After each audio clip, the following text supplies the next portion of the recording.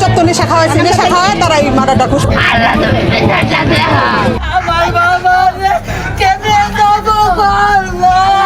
আইন নিজের হাতে তুলে নেওয়া যে একটি মস্ত বড় অপরাধ, তা একটি সভ্য সমাজের প্রতিটি মানুষেরই জানা। কিন্তু অপরাধী যখন প্রকাশ্য দিবালোকে নিজের জন্মদাত্রী মায়ের সম্মান আর সম্ভ্রম কেড়ে নেয়, তখন কয়টি সন্তানের পক্ষে সম্ভব আইনের দীর্ঘসূত্রতার জন্য আদালতের বারান্দায় মাসের পর মাস অপেক্ষা করা?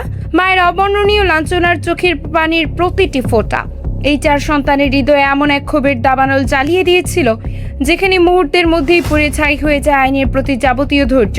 পারুলকে শ্লীলতাহানি করে, এই ভিকটিম শ্লীলতাহানি করে, তাকে মারধর করে। অপরাধীর বিচার করতে গিয়ে সন্তানরা আজ নিজেরাই আইনের কাজ করায়, কিন্তু এই চরম পরিণতির জন্য আসলে দায়ী কে? দর্শক, ময়মনসিংহে ঘটে যাওয়া এই চাঞ্চল্যকর ঘটনাটি আজ পুরো সমাজকে এক গভীর অস্বস্তিকর প্রশ্নের মুখে দাঁড় করিয়ে দিয়েছে। তার ছেলে জনি, রকি, ইমরাজ, রহমত এরা পরিকল্পনা করে রুবেলকে হত্যা করে। ঘটনার কেন্দ্রবিন্দু ময়মনসিংহ নগরীর আকুয়া 36 বাড়ি কলোনি এলাকা, যেখানে পারুল আক্তার নামের এক নারীর বাসায় মাসখানেক আগে ভাড়ায় ওঠে রাজীব আহমদ রুবেল নামের এক ব্যক্তি। খোঁজ নিয়ে জানা যায় ওই রুবেল কোনো সাধারণ ভাড়াটিয়া ছিলেন না। তার বিরুদ্ধে আগে থেকে একাধিক মাদক মামলা সহ নানা ধরনের গুরুতর অভিযোগ ছিল। এলাকায় তার গতিবিধি আর চলাফেরা ছিল অত্যন্ত সন্দেহজনক। প্রায়ই সে বাসায় বাজে ছেলেদের নিয়ে আড্ডা বসাত এবং মাদক সেবন করত। এইসব সামাজিক উপদ্রবের কারণে বাড়ির মালিক পারুল আক্তার তাকে সতর্ক করে দেন এবং স্পষ্ট জানিয়ে দেন যে পরবর্তী মাস থেকে তাকে আর এই বাসায় ভাড়া দেওয়া হবে না। কিন্তু অপরাধী রুবেল এই সিদ্ধান্ত মেনে নিতে পারেনি।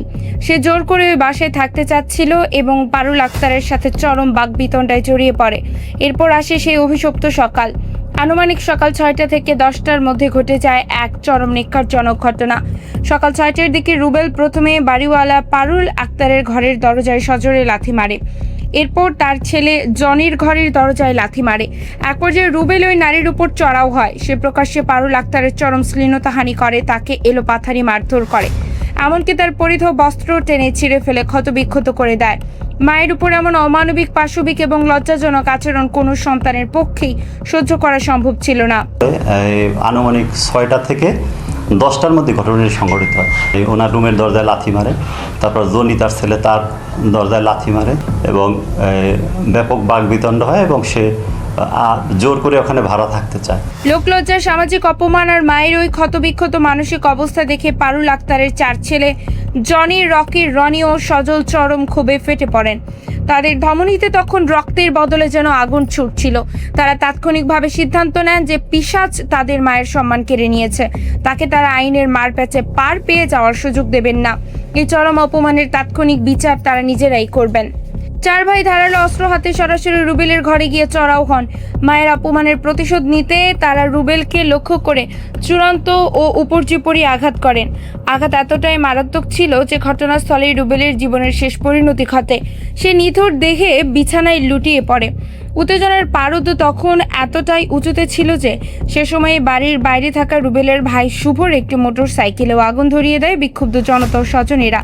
মুহূর্তের মাঝে পুরো আকুয়া কলোনি এলাকায় চরম আতঙ্ক এবং চাঞ্চল্যকর অবস্থার সৃষ্টি হয়।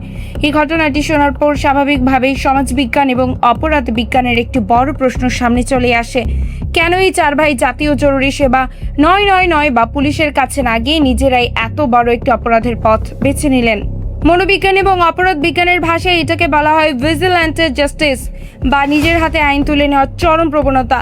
যখন কোনো সাধারণ মানুষ দেখে যে তার সবচেয়ে প্রিয়জন, বিশেষ করে মা, চরম লাঞ্ছন ও শ্লীলতাহানির শিকার হয়েছেন, তখন তার ভেতরে এক ধরনের অ্যাকিউট ইমোশনাল ট্রমা বা তীব্র মানসিক আঘাতের সৃষ্টি হয়। এই ট্রমা মানুষের স্বাভাবিক বিচার বুদ্ধি এবং হিতাহিত জ্ঞানকে মুহূর্তের মধ্যে পুরোপুরি লোপ করে দেয়। বিশেষ করে আমাদের উপমহাদেশের আর্থসামাজিক প্রেক্ষাপটে মায়ের সম্মান বিষয়টি যে কোনো সন্তানের কাছে তার নিজের জীবনের চেয়ে অনেক বেশি মূল্যবান। 4 ভাইয়ের মনে হয়তো সেই অবচেতন ভয় কাজ করছিল যে রুবেল যেহেতু আগে থেকে একাধিক মামলার আসামি এবং প্রভাবশালীদের ছত্রছায়ায় থাকা একজন দাগী অপরাধী, সেহেতু তাকে পুলিশের হাতে তুলে দিলে সে হয়তো দামি আইনজীবী ধরে কিছুদিন পরই আবার জামিনে বের হয়ে আসবে।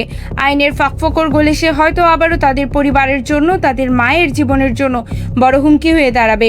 এই নিরাপত্তাহীনতা এবং আইনি দীর্ঘশত্রুতার প্রতি চরম আস্থাহীনতায় মূলত এই 4 ভাইকে এমন একটি ভয়ঙ্কর সিদ্ধান্ত নিতে বাধ্য করেছে। ঘটনার একটু গভীরে গেলে দেখা যায় অনাকাঙ্ক্ষিত পরিস্থিতির পেছনে আমাদের সামাজিক অবক্ষয় অনেকাংশেই দায়ী। রুবেল নামের ওই ব্যক্তিটি মাসখানেক আগে যখন ওই কলোনিতে ভাড়ায় ওঠে তখন কি কেউ তার অতীত ইতিহাস যাচাই করেছিল? একাধিক মাদক মামলার একজন আসামিকে আবাসিক এলাকার সাধারণ মানুষের মাঝে থাকতে দেওয়া কতটা নিরাপদ ছিল? স্থানীয়রা জানাচ্ছেন এই এলাকায় এ ধরনের চরম ঘটনা এবারই প্রথম নয়। বিগত কয়েক বছরেও এখানে একাধিক মর্মান্তিক সংঘাত, প্রাণহানির মতো ঘটনা ঘটেছে। অর্থাৎ এলাকাটিতে একটি অপরাধপ্রবণ পরিবেশ আগে থেকে বিরাজমান ছিল। যখন সমাজে অপরাধীরা বুক ফুলিয়ে ঘুরে বেড়ায় আর সাধারণ মানুষ তাদের ভয়ে নিশ্চুপ থাকে, তখন এভাবেই একদিন সেই নীরবতা ভয়ঙ্কর বিস্ফোরণের রূপ নেয়। বিষয়টিকে একটি খুব সহজ উদাহরণের মাধ্যমে বা প্রেসার কুকার থিওরির মাধ্যমে বোঝা যাক। একটি প্রেসার কুকারের ভেতরে যখন পানি ফুটতে থাকে তখন তার ভেতরের বাষ্প বা অতিরিক্ত চাপ বের হয়ে যাবার জন্য একটি সেফটি ভালভ থাকে।